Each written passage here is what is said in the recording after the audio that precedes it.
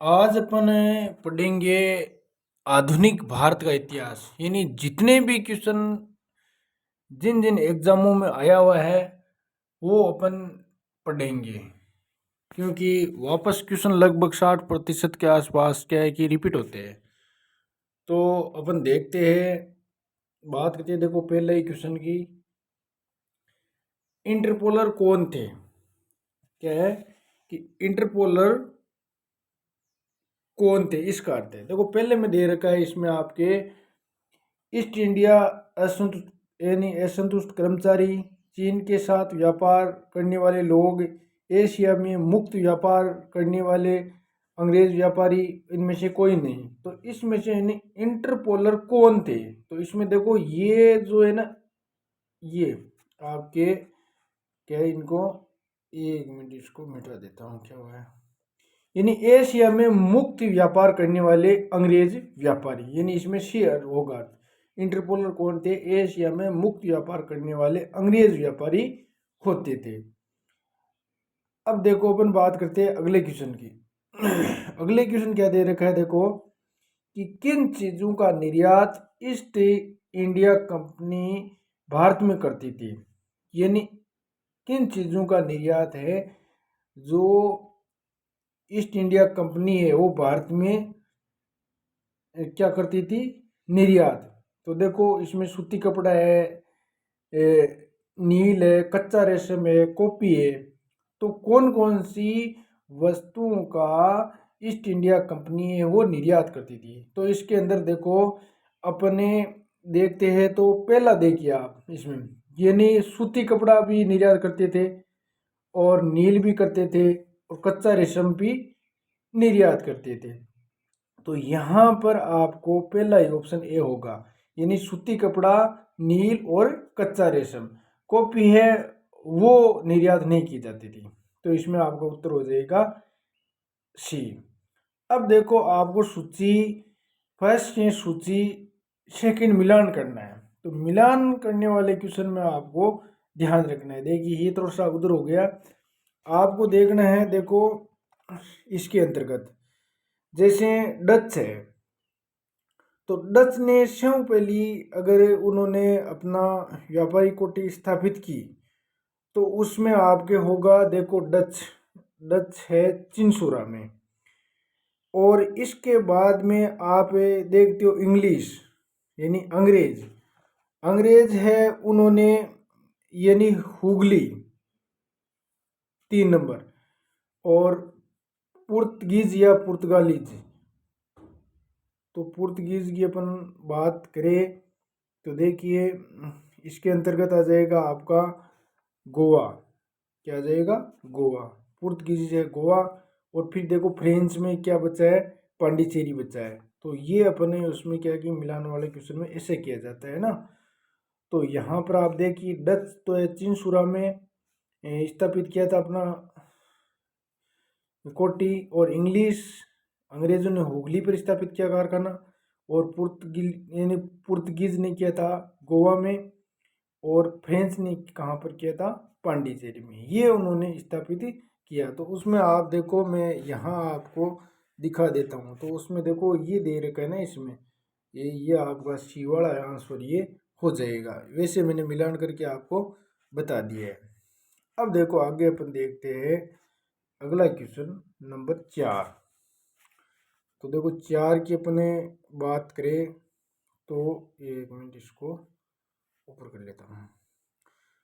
तो देखिए 4 में है, बीजापुर के शासक से गोवा छीनने वाला प्रथम यूरोपियन कौन था।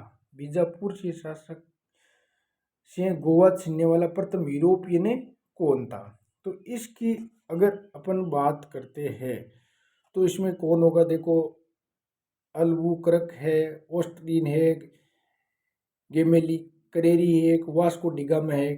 तो इसमें आप देखो देव बीजापुर के शासक से गोवा छीनने वाला प्रथम यूरोपियन था अल्बुकर्क। कौन था, अल्बुकर्क था। अगले क्वेश्चन की अपन बात करते हैं। देखिए प्रवृत्ति 17वीं यानी 17वीं एवं प्रारंभिक 18वीं शताब्दी में इंडोनेशियाई द्वीप समूह में भारतीय अफीम के निर्यात पर किसका प्रभुत्व था? यानी प्रवर्ती 17वीं और 18वीं शताब्दी के बीच की अगर बात करें तो इंडोनेशिया द्वीप समूह में भारतीय अफीम के निर्यात पर किसका प्रभुत्व था? भारत अफीम के निर्यात पर यानी प्रभुत्व या अधिकार किसका था 17वीं से 18वीं शताब्दी के बीच में? तो इसके अंतर्गत आपका कौन सा होगा? यानी डच ईस्ट इंडिया कंपनी का था, डच। तो ये आपको ध्यान रखना है, यहाँ पर किसका था? डच ईस्ट इंडिया कंपनी का। अगले क्वेश्चन की अपन बात करते हैं, देखिए तो ये देख लीजिए कि कौन सा बंदरगाह काली मिर्च निर्यात के लिए प्रसिद्ध था? ऐसा कौन सा बंदरगाह है? बड़ौस था, मछलीपट्टनम था, कालीकट था या सूरत था? तो इसके अंतर्गत आपका यानी क्या आ जाएगा? देखिए आपका ये कालीकट है, ये आ जाएगा। यानी कौन सा बंदरगाह काली मिर्च का निर्यात के लिए प्रसिद्ध था? तो कालीकट बंदरगाह है। कालीकट कहाँ है? केरल के नज़दीक है। तो ये कालीकट बंदरगाह है, वो काली मिर्च के लिए प्रसिद्ध निर्यात किया जाता है। निर्यात का मतलब एक देश से दूसरे देश वस्तुओं को भेजना। अब देखो अगला क्वेश्चन क्या है, देखिए भारत के पश्चिम तट के निम्न में से किस स्थल पर इंग्लिश फैक्ट्री थी? भारत के कौन सा पश्चिम तट है जिस पर इंग्लिश फैक्ट्री थी, अंग्रेजों की फैक्ट्री थी? तो इसमें आपको कोचीन था, तेलीचेरी था, कन्नूर था, कालीकट था। यानी पश्चिम में था, तो पश्चिम में इसमें देखो तेलीचेरी है, वो था। भारत के पश्चिम तट पर इंग्लिश फैक्ट्री किए थे। अब देखो आगे अपन बात करते हैं, क्वेश्चन संख्या देखो कौन सा है, 8वें क्वेश्चन की बात करते हैं अपन। ये देखो ये निकाल लिया, एक मिनट उसको थोड़ा सा इधर कर लेते हैं।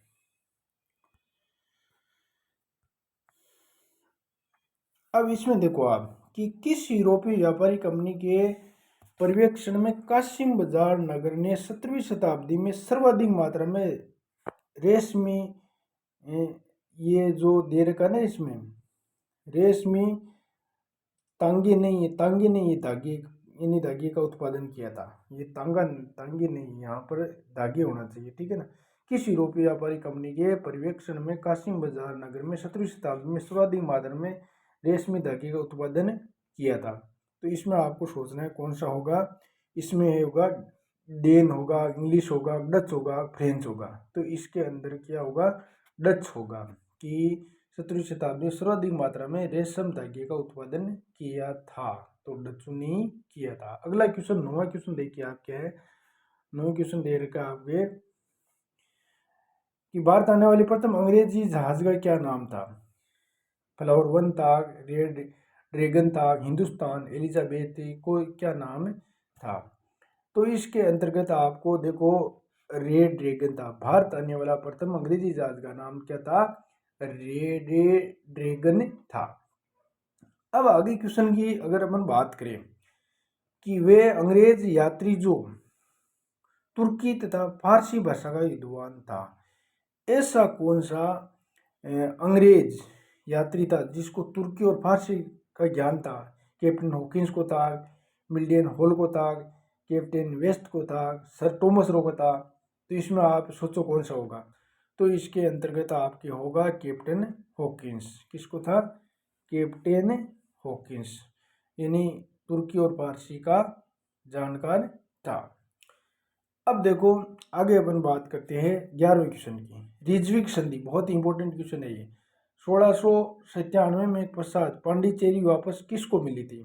कि रिजविक संधि 1697 में के पश्चात पांडिचेरी वापस किसको मिली थी?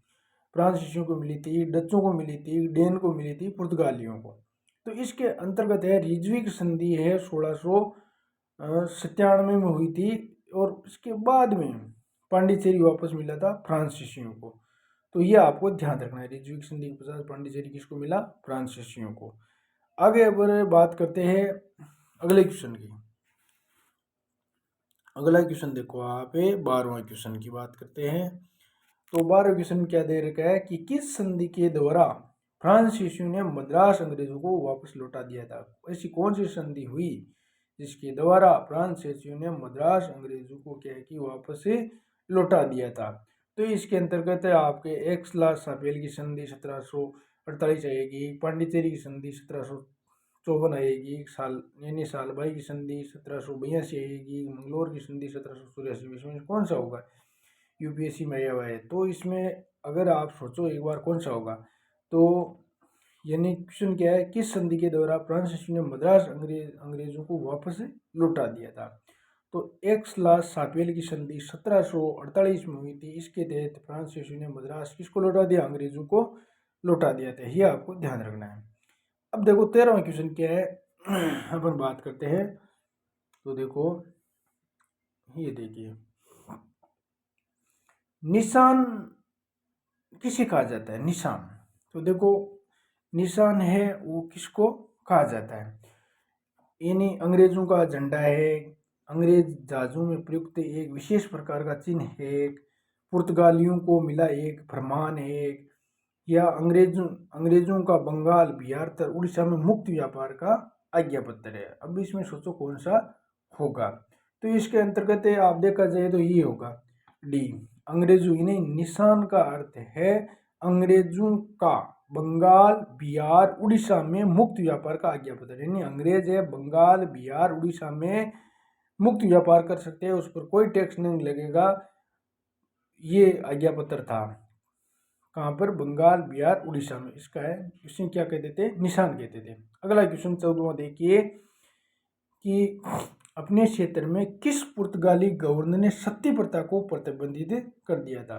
अपने क्षेत्र में पुर्तगाली गवर्नर ऐसा कौन सा था जिसने सती प्रथा पर पाबंदी लगा दी थी? तो इसमें आपका कौन सा होगा?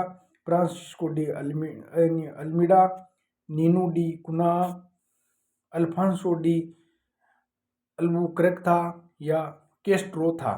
तो इसमें आपको सोचो कि कौन सा होगा, कि अपने क्षेत्र में पुर्तगाली ऐसे गवर्नर था जिन्हें सत्य प्रताप, यानी अल्फांसो डी अल्बुकर्क था। ये आपको याद रखना है। इसके अंदर क्या होगा? सी होगा, अल्फांसो डी अल्बुकर्क था। इसने क्या किया? सत्य प्रथा पर क्या है कि प्रतिबंधित कर दिया था। अगला क्वेश्चन आप देखिए, अगले क्वेश्चन में ये देखिए, मैं ऊपर कर देता हूं 15वां क्वेश्चन, कि भारत में सहायक संधि अवधारणा का प्रतिपादन सर्वप्रथम किसने किया? ये क्वेश्चन बहुत ही इंपॉर्टेंट है, बहुत बार एग्जाम में पूछा जाता है कि भारत में सहायक संधि की अवधारणा का प्रतिपादन किसने किया था? अल्फांसो डी अल्बुकर्क ने किया था, जॉर्ज ऑक्सडे ने किया था, जनरल बुश ने किया था, डुप्ले ने। तो इसके अंदर है डुप्ले आएगा। सहायक संधि की अवधारणा का प्रतिपादन शुरुआत किसने की थी? डुप्ले ने। वैसे सहायक संधि है वो आपको विस्तार है दिया था उसने वेलेजले ने। तो ये आपको उसने लगभग 1798 में है ना। तो डुप्ले आपको याद रखना है। प्रतिपादन सर्वप्रथम डुप्ले की ही शुरुआत है सहायक संधि। और ज़्यादातर सहायक संधि का आपको मैंने बताया वेलेजली आएगा इसके अंतर्गत, तो वो सबसे ज़्यादा है प्रसार किया था सहायक संधि का। तो जनक या प्रतिपादक है डुप्ले ही माना जाएगा। अगला क्वेश्चन है 16वां क्वेश्चन। देखिए आप, ये एक बार पूरा नीचे निकाल लेता हूँ मैं। 16 क्वेश्चन में क्या है आपको देखिए कि 1611 मिलान करना है आपको ना। मिलान वाले क्वेश्चन में थोड़ा सा आपको ध्यान रखना है कि आपको सही पढ़ना है क्वेश्चन को, कि इसके अंतर्गत आपको करना क्या है कि 1611 में यानी यहाँ पर आपको यानी जो फरमान है जो भी स्थापित किए वो आपको मिलान करना है। तो देखो 1611 में ये बी से मिलान करो कि 1611 में मछलीपट्टनम में अंग्रेजी कारखानों की स्थापना। तो इसमें बी होगा कि 1611 में मछलीपट्टनम में अंग्रेजों का कारखाने की स्थापना हुई थी। तो ये आपको सही लग रहा है। अब देखो 1613, तो 1613 में आपको क्या करना है कि ये कि जहांगीर का फरमान अंग्रेजों को सूरत में कारखाना स्थापित करने हेतु दिया था। यानी जहांगीर है अंग्रेजों को सूरत में व्यापार यानी कारखाना स्थापित करने की अनुमति देती थी 1613 13 में ही आपको मिलान करना है। अब देखो अगला क्वेश्चन है 1619। तो 1619 में ये देखिए यहाँ पर कि सर टॉमस रो की इंग्लैंड वापसी कि 1619 में सर टॉमस रो, जैसे सर टॉमस रो लगभग 1615-16 में आया था, ठीक है ना, लगभग 4 साल वो रहा था सर, और जहांगीर के समय आया था ये, कौन है, सर टॉमस रो, और वो इंग्लैंड वापस चला गया था 1619 में। अब देखो लास्ट इसमें बचा है 1626। 1626 में देखो पुलिकट के यानी पुलिकट के वारमा गांव में अंग्रेजी कारखाने की स्थापना की। पुलिकट के वारमा गांव में अंग्रेजी कारखाने की स्थापना हुई थी। तो इसमें आ जाएगा सी। तो इसमें उत्तर देखो कौन सा होगा, देखो पहले में बी, तो देखो ये रहा आपका डी में आएगा। पहले में बी का मतलब 1611 में मुसलीपट्टनम में अंग्रेजों के कारखाने की स्थापना। अब इसमें देखो अपने यानी जो दूसरा किससे मिले, ए से मिले जंग, यानी 1613 में क्या हुआ था, बी में यानी दूसरे में ए, यानी 1613 में देखो जहांगीर का फरमान अंग्रेजों को सूरत में कारखाना स्थापित करने हेतु दिया था, ये फरमान जहांगीर ने। और 1619 में क्या सर टॉमस रो की इंग्लैंड वापस चला गया था सर टॉमस रो। तो इसमें आ गया आपका डी। और फिर देखो लास्ट में एक आपका 1626 बचा है, वो आपको किससे मिलान करना है, सी, पुलिकट के वारमा गांव में अंग्रेज कारखाने की स्थापना। इस तरह थोड़ा सा मिलान वाला क्वेश्चन को ढंग से आपको पढ़ना है। अगला क्वेश्चन की अगर बात करें तो देखिए 17वां नंबर का क्वेश्चन क्या कहता है कि अंग्रेजों का फोर्ट विलियम कहाँ स्थित है। तो बम्बई में है, कलकत्ता में, मद्रास में, पांडिचेरी में। तो आप सोचो अंग्रेजों का फोर्ट विलियम है, वो क्वेश्चन तो बहुत ईजी है, इसमें क्या है, मद्रास आ जाएगा। कहाँ पर है, फोर्ट विलियम मद्रास में। और अगला क्वेश्चन 18वां क्वेश्चन आप देखो, इसमें क्या आएगा, यानी अल्फांसो डी अल्बुकर्क मज़ार कहाँ अवस्थित है। अल्फांसो डी अल्बुकर्क मज़ार है वो कहाँ पर है। तो इसमें है कोचीन रियासत में एक, गोवा में एक, अंडमान में एक, पांडिचेरी में कहाँ पर है, यानी अल्फांसो डी अल्बुकर्क मज़ार है। एक बार सोच कर देखो उसमें क्या होगा, गोवा में होगी। अल्फांसो डी अल्बुकर्क मज़ार कहाँ है, गोवा में स्थित है। तो ये आपको ध्यान रखना है। अगला क्वेश्चन देखो आप 19वां क्वेश्चन, दक्षिणी पूर्वी तट पर पुर्तगालियों की एकमात्र बस्ती कौन सी थी। दक्षिणी और पूर्वी तट पर यानी कौन सी है बस्ती है, पुर्तगालियों की एकमात्र बस्ती कौन थी, सेंट टोमे थी, आर्मा गांव थी कि करेकल या पुलिकट। तो इसमें आपको ध्यान रखना है सेंट टोमे। कौन सी है, सेंट टोमे। दक्षिणी पूर्वी तट पर पुर्तगालियों की एकमात्र बस्ती कौन सी थी, सेंट टोमे। अगली देखो 20वां question, Danish East India Company ने अपनी प्रथम फैक्ट्री ट्रांकेबर यानी तमिलनाडु में कब स्थापित किया। डेनिश ईस्ट इंडिया कंपनी ने अपनी प्रथम फैक्ट्री ट्रांकेबर तमिलनाडु में कब स्थापित की। तो इसके अंतर्गत आपका आ जाएगा 1620 में। डेनिश ईस्ट इंडिया कंपनी ने अपनी प्रथम फैक्ट्री ट्रांकेबर तमिलनाडु में कब स्थापित की, 1620 में। तो आपको ध्यान रखना है। अगले क्वेश्चन आप देखते हैं, देखो कितने नंबर का था ये, आगे के देखो। अगला क्वेश्चन है आपके देखो 21वां क्वेश्चन। देखिए आप ये आईएएस जो अगला क्वेश्चन है ना, ये आप देखिए, निम्नलिखित में से फिजियोक्रेट कौन थे, ठीक है ना, फिजियोक्रेट कौन थे 21वें नंबर का, यानी फिजियोक्रेट कौन थे, मुक्त व्यापार करने के पक्षधर फ्रांसीसी व्यापारी थे, हिंद महासागर के पुर्तगाली समुद्र लुटेरे थे, बस्ती रक्षक डच सिपाही थे, या अंग्रेज अर्थशास्त्री जो व्यापारिक एकाधिकार के विरुद्ध थे। तो इसके अंतर्गत आएगा आपका पहला, यानी फिजियोक्रेट कौन थे, मुक्त व्यापार करने के पक्षधर फ्रांसीसी व्यापारी थे। फ्रांसीसी ही चाहते थे कि व्यापार क्या हो, मुक्त हो, ये इसका अर्थ होगा फिजियोक्रेट कौन थे। आगे समझ में, आगे आप निकालिए 22वां क्वेश्चन। ये आईएएस में आया हुआ है, बहुत इंपॉर्टेंट क्वेश्चन है ये। इसमें देखो क्या होगा कि आपको देखना है कौन सा सही है, कि मृदा के स्वरूप तथा उपज के गुणों के आधार पर भू राजस्व का मूल्यांकन मिट्टी के आधार पर है ना। और युद्ध में चलती फिरती तोपों का उपयोग, तंबाकू लाल मिर्च की खेती।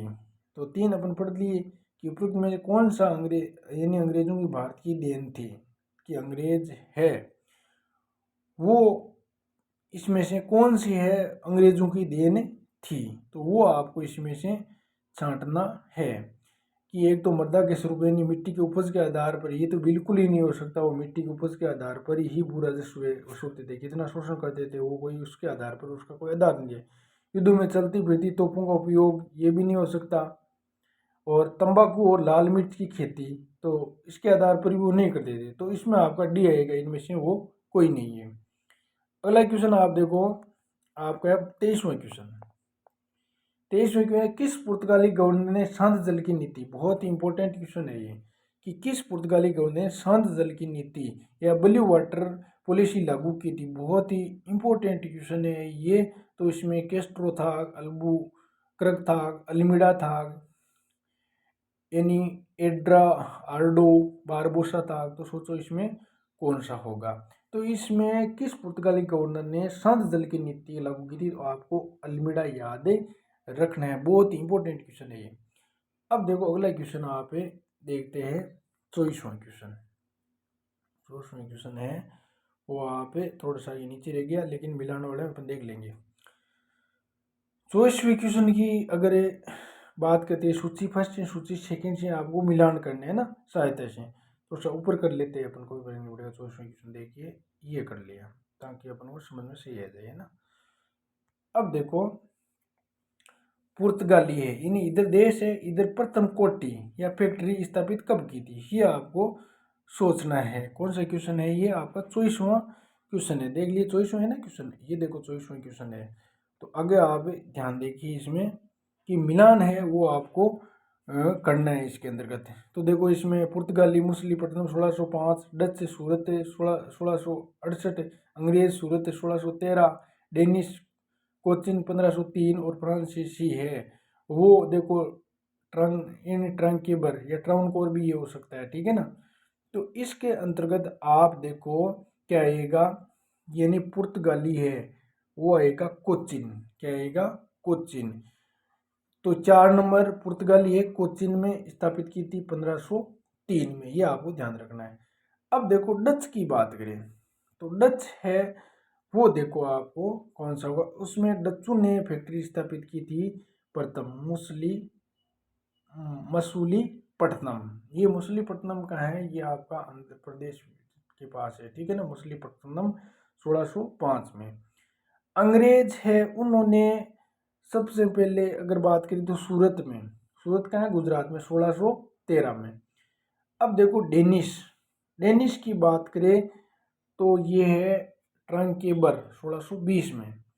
और फिर देखो आप बच्चा कौन सा है इसमें, देखो फ्रांसीसी, तो फ्रांसीसी देखो ये आपका सूरत में हो जाएगा 1668 में। तो एक बार पुनः देखिए इसको, पुर्तगाली है वो कोचिन में, डच ने कहाँ पर की थी मछलीपट्टनम में, और फिर अंग्रेज की बात करिए तो सूरत में 1613 में जहांगीर के समय में, और डेनिस ने ट्रांकेबर 1620 में, और फ्रांसीसी ने सूरत में 1668 में। अब इसमें आपको कौन सा सही लग रहा है, देखिए देखो ये सी आप देखिए इसमें कि पुर्तगाली ये 4 नंबर पर देखो कोचिन हो गया, डच 1 नंबर पर मछलीपट्टनम हो गया, और अंग्रेज 3 नंबर पर हो गया सूरत 1613 में, डेनिश आपका 1668, और फ्रांसीसी आपका आ जाएगा 2 नंबर पर, ये जो फ्रांसीसी देगा सूरत 1668। इस तरह ये आपका उत्तर इसमें ये हो जाएगा।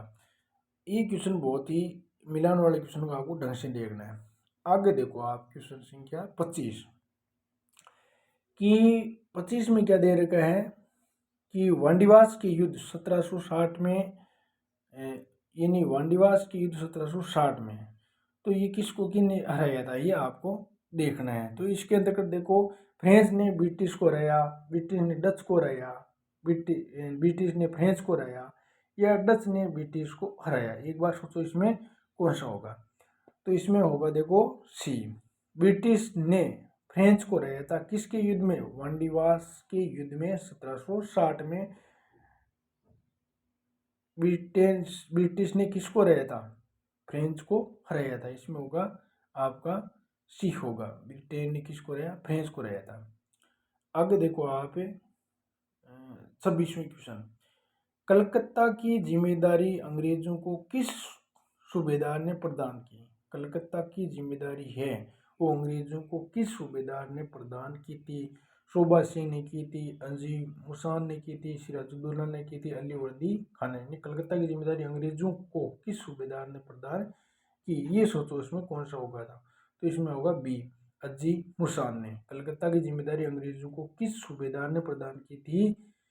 तो ये आपको अजी मुसान ने प्रदान की थी। आगे देखो आपको 27वां क्वेश्चन कि 18वीं सदी के अंत तक भारत के किस भाग में यूरोपियन ईसाई मिशनरीज का अधिक सक्रिय थी? कि 18वीं सदी के अंत तक है भारत के किस भाग में यूरोपियन जो ईसाई मिशनरीज अधिक सक्रिय? ईसाई मिशनरी मतलब जो धर्म प्रचार करने के लिए यहाँ भारत आई थी, तो वो गरीबों को, ईसाई लोगों को क्या है सेवा प्रदान करके, और वो क्या है कि उनको ईसाई बना देती थी, तो वो थी ईसाई मिशनरी। तो उसको अधिक सक्रिय थी कहाँ पर? वो सक्रिय थी बंगाल और असम में थी, दक्षिणी भारत में थी, यूपी और बिहार में थी, बम्बई और गुजरात में थी। तो आप सोचो इसमें कौन सा होगा? तो इसमें सबसे ज़्यादा है बंगाल है, वो असम में ज़्यादा सक्रिय थी। कौन? ईसाई मिशनरीज। 28वां क्वेश्चन आप देखिए, अगले निकालता हूँ मैं कि आप देखिए कि निम्नलिखित में कौन सा पुर्तगालियों की महत्वपूर्ण देन थी?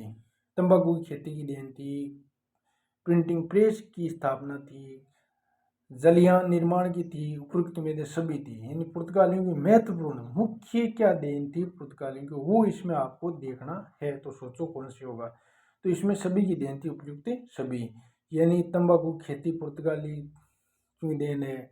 जैसे अगर तंबाकू की बात करें तो 1605 में ये जब जहांगीर बादशाह था उसके समय में ये तंबाकू भारत में आई थी। ये आपको इम्पोर्टेंट है, याद रखना है। और प्रिंटिंग प्रेस की स्थापना इन्होंने की थी, किसने? पुर्तगालियों ने। और जलिया निर्माण यानी जहाज़ों का निर्माण का काम भी इसने यानी पुर्तगालियों ने किया था। तो तीनों उसमें उपयुक्त सभी सही है। अगला क्वेश्चन 29 व अंतिम क्वेश्चन है कि 1746 से लेकर के 1761 के बीच हुए तीनों आंग्ल फ्रांसीसी युद्ध के समय फ्रांस का सम्राट कौन था? भाई 1746 में लिए 1761 के बीच में 3 युद्ध हुए थे, अंग्रेजों और फ्रांसीसियों के मध्य हुए थे। तो इस समय फ्रांस का सम्राट कौन था? लुई 14वां था, लुई 16वां था, लुई 17वां था, लुई 15वां था। तो एक बार सोचो उसमें कौन सा होगा? तो लुई है वो 15वां था। ये आपको ध्यान रखना है कि यानी 1746 से लेकर 1761 के बीच में जब अंग्रेजों और फ्रांस के बीच में युद्ध हुए तीनों, उस समय फ्रांस का सम्राट लुई 15वां था। ये आपको ध्यान रखना है। आज अपन इतने ही क्वेश्चन करेंगे, आगे कल अपने आगे क्वेश्चन है वो अपने कल आगे के करेंगे। ये क्वेश्चन है जो आपके बहुत ही इंपॉर्टेंट क्वेश्चन है, और अगला भाग अपन आगे पढ़ेंगे। धन्यवाद।